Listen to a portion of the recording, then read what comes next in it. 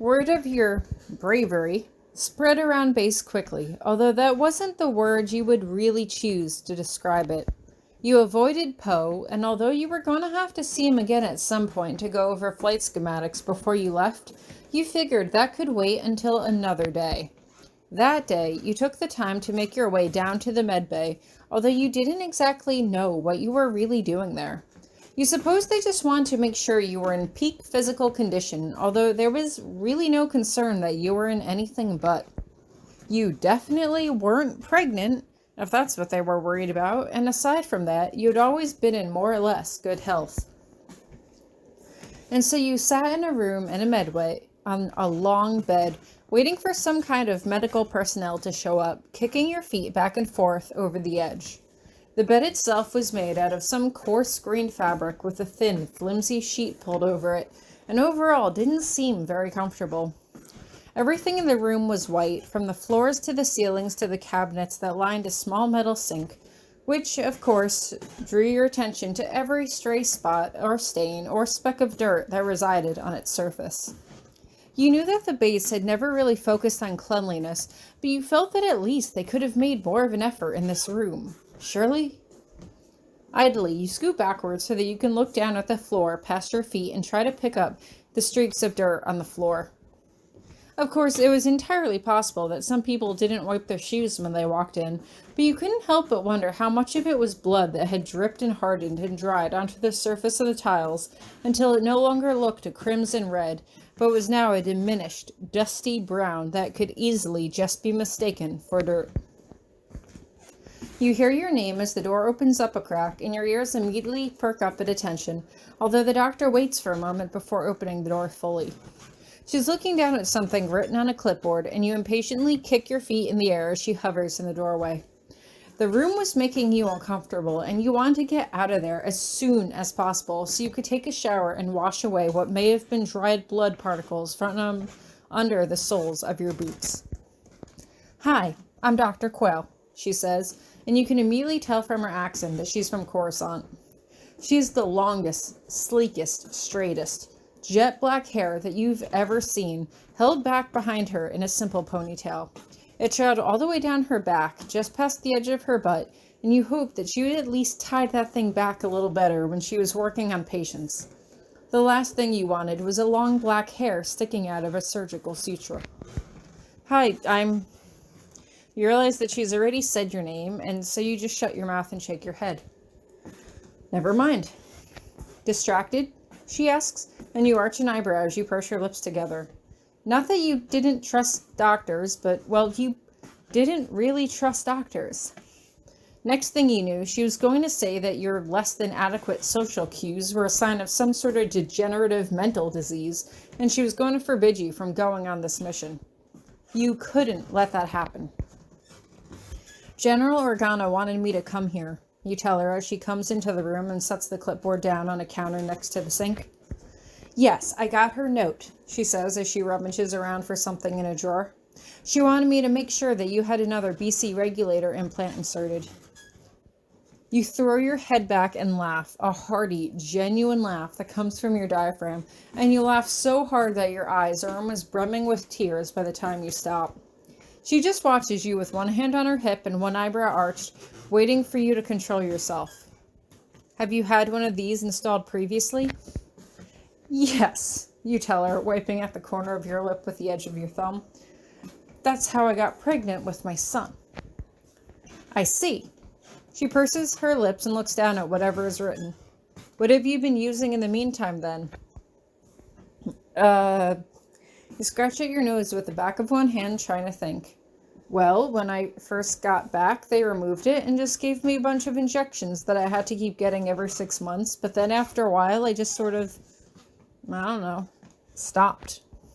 "Why did you stop?" she asks, as if she genuinely wants to know. "Were you trying to get pregnant again?"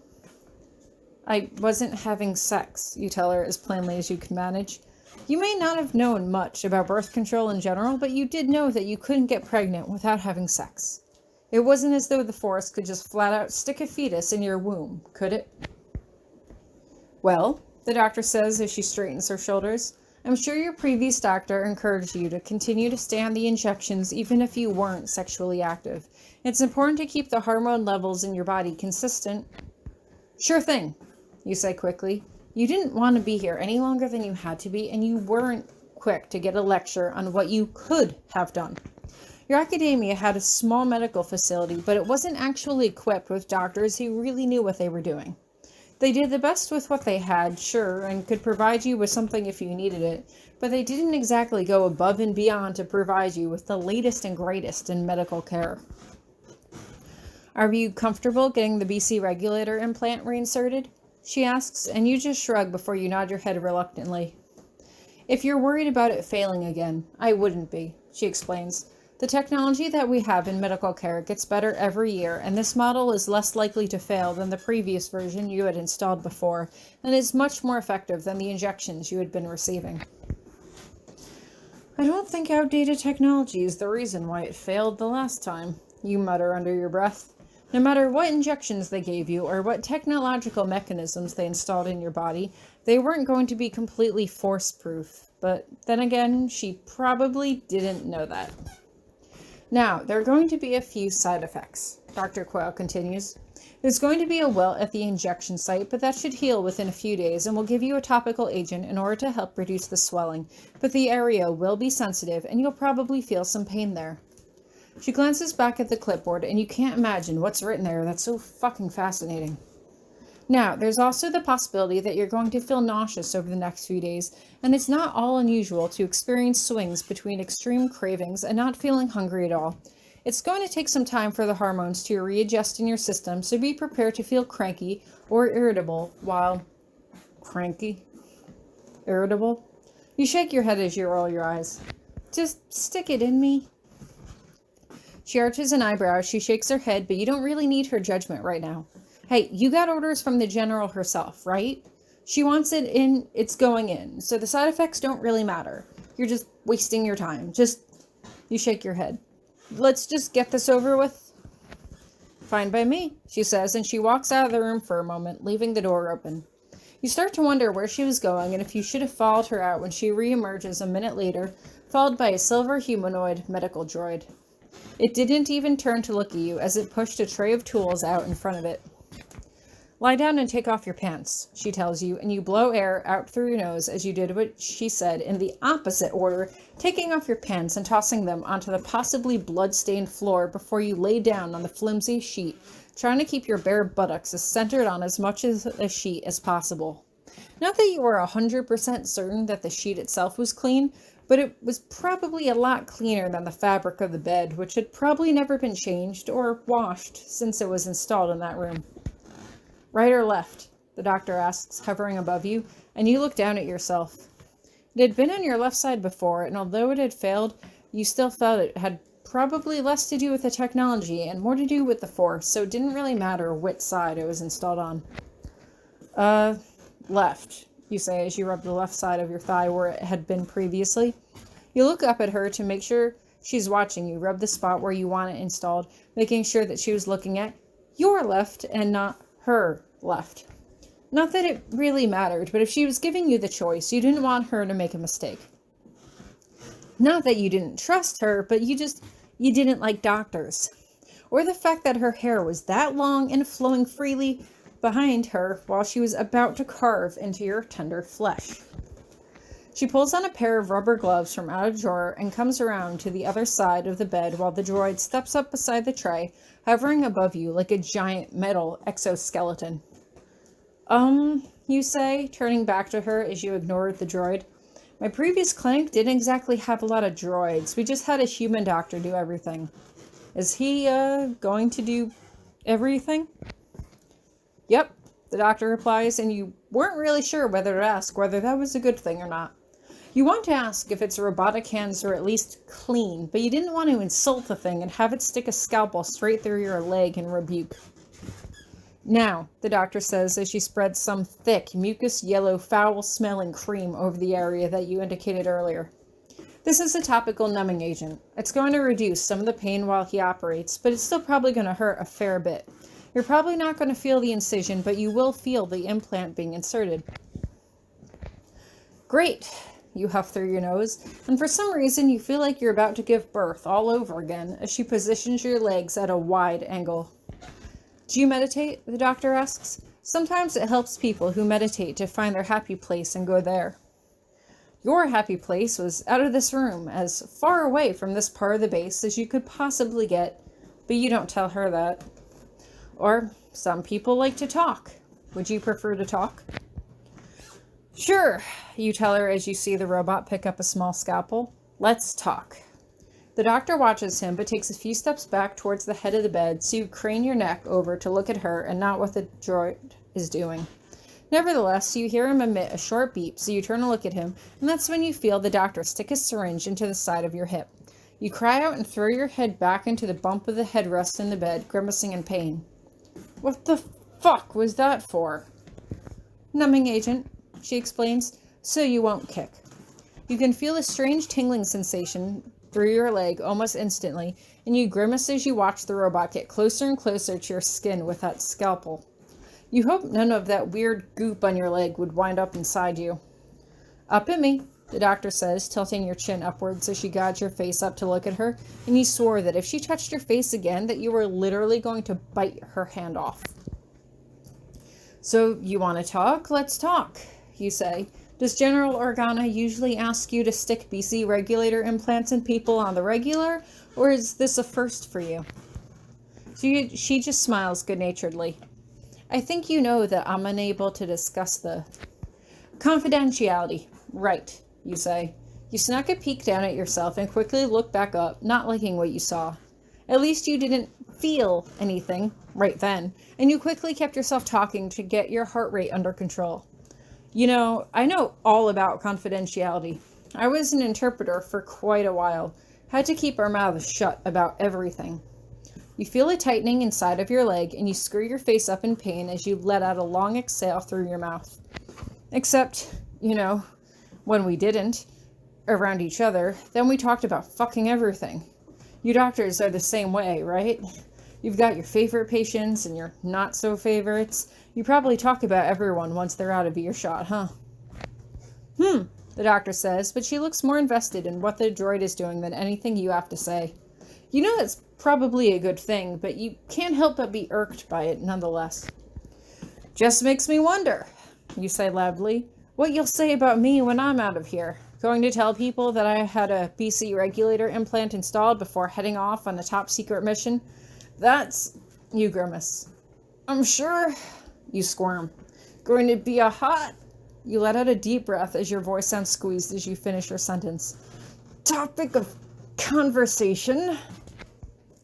Confidentiality, she says, although at this point you're pretty sure she's just saying it to say it.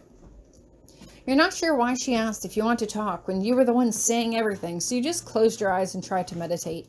You couldn't because you really didn't want to, and although you wanted to look, you could feel it inside your skin, and it was unpleasant and disgusting, and quite frankly, it made you more than just a little bit angry that you even needed one of these freaking things in the first place. If women had to get a chip installed, surely they had to make one for the men, right? Not that you'd ever think Kylo would agree to such a thing, but you hated the fact that you were just sort of expected to get one, while he... Stop tensing, she orders, and you let out a long groan as you try to relax your shoulders. Honestly, you felt like you were wasting time here, time that could be better spent doing anything else. You would have rather sat and listened to Annie bang on the drums for 3 hours straight than be here. You would have rather scrubbed the entire base from top to bottom, starting with the command center and finishing with this dirty, blood-streaked floor before you would have done this again. We almost done? You ask hastily, rolling your neck from one side to the other. Got somewhere to be? She asks, raising her eyebrows. As a matter of fact, I do, you say, and you almost want to get up and kick your legs off the table, but before you do, you prop yourself up on your elbows to get a good look at your thigh. You get a look, you get a good, long look, and you feel lightheaded for a moment as you lie back down on the table. Suddenly you wish that Latson was here, holding your hand to distract you from it. You'd probably be cracking jokes about it for weeks, and then threatening to tell jokes to other people about it for months, but at least he could help you get over it. Sadie had been there the first time you had one installed, and she had simply sat by your side and squeezed your hand through the whole thing, never once looking away as they cut you open, and it was you who had to be the one comforting her as her fingers trembled and shook in your sweating palms. But Sadie wasn't here now, and you wondered how she was doing. Good, you hoped, although part of you was almost glad that she wasn't here. If she had, you had more than a vague inclination that she probably would have run after Poe, and that thought didn't exactly make you jealous, but you could say that you didn't like how you felt when you thought about it. Sadie was, for all intents and purposes, beautiful, and beyond that, she was normal. She liked to cook, and sew, and care and provide for other people. You had your weird force thing. You had a staff and a lightsaber, and you spent your days trying to figure out how to meditate and shoot a blaster and pilot a ship. And now, of course, you were getting a BC regulator implant installed in your thigh before going off on some top-secret mission to seduce and capture the enemy, who was your old ex-lover. What the hell did Poe even see in you anyway? You couldn't think about that, didn't want to think about it, especially not here, and of course that brought your mind around to wondering exactly how Poe would have reacted if he was here, squeezing your hand while a robot was digging into your upper thigh. Would he make jokes about it to try to make you laugh? Would he be curiously silent and supportive, just running his warm hands over your knuckles? You doubted he knew what it was or why they were installing it, and that wasn't exactly a conversation you had to have with him, so you mentally blew the mental image of him holding your hand away from you, watching the image of him scatter like particles of sand in a breeze.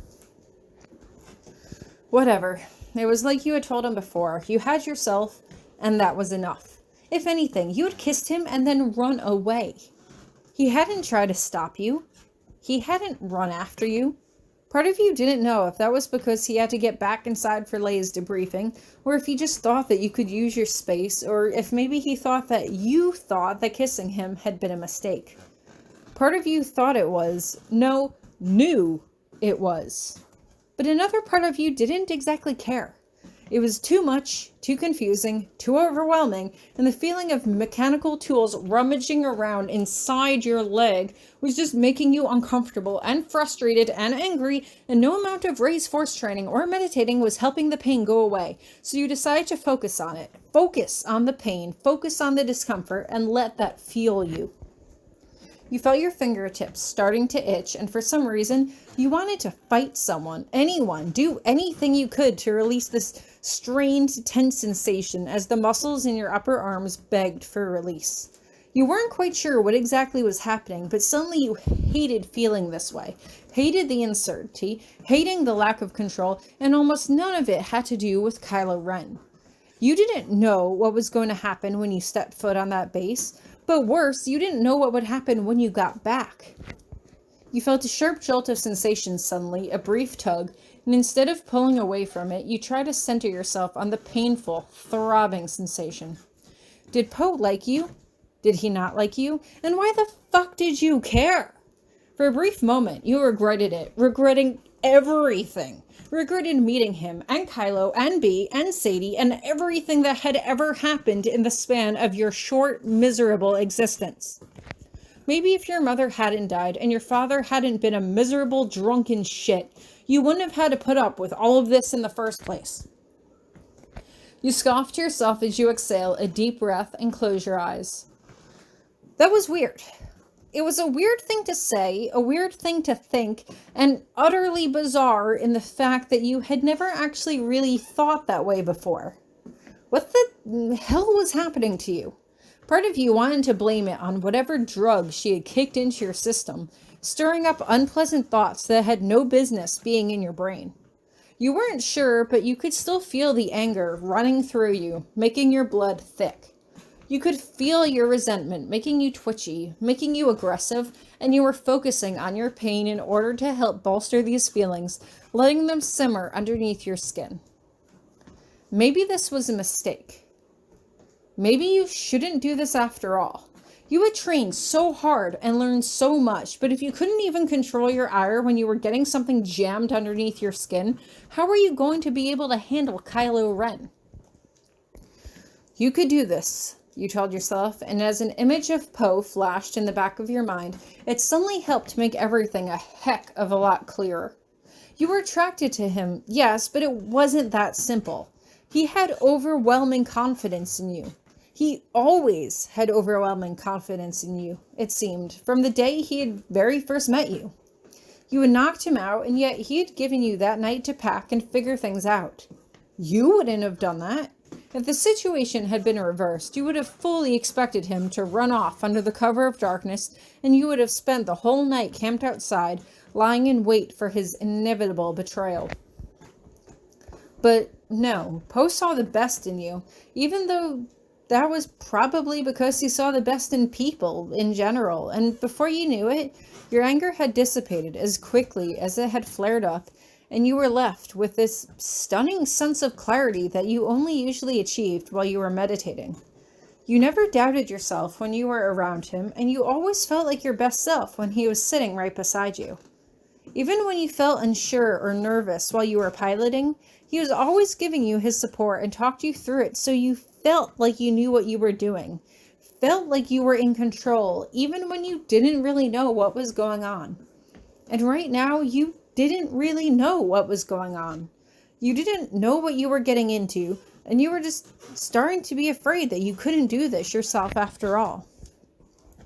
You honestly would have preferred the irrational, hostile level of anger that you had achieved earlier over the debilitating sense of fear that you were experiencing now, but at least now you had some idea of what to do and who to talk to about it. Your friends had always been there for you in the past, and although they couldn't physically go on this mission with you, there was no reason that they couldn't support you any less than they had been all along. All done, Dr. Quayle finally says, and you sit up as the medical droid backs away. How do you feel? Fine, you say, and you're surprised to find that you mean it, even though you can see the red welt on your thigh, an unsightly, bright red lump that seemed to rise out of the surface of your skin. It was still covered with that disgusting-looking goop, only this time you can see the angry red line of Bacta fusing where your skin had been rejoined. Can I put my pants on now? Hold on, Dr. Quayle says. I'm going to bandage that up first so it doesn't get irritated by the lining of your pants. Oh, you say. You hadn't thought about that and stayed silent as you checked your attitude. Most of your confusing, overwhelming emotions were quickly fading with what you probably assumed to be weakness from whatever drug she had probably pumped you with, as you saw the hole of a second needle on your upper thigh that you had not seen or felt her inject. You didn't want to think about it. You just didn't want to be here in this room anymore. Am I going to have to come back to get this checked? Nope, she replies as she covers the area with a thick pad of gauze. The Bacta will dissolve on its own, and the rest of it should take care of itself.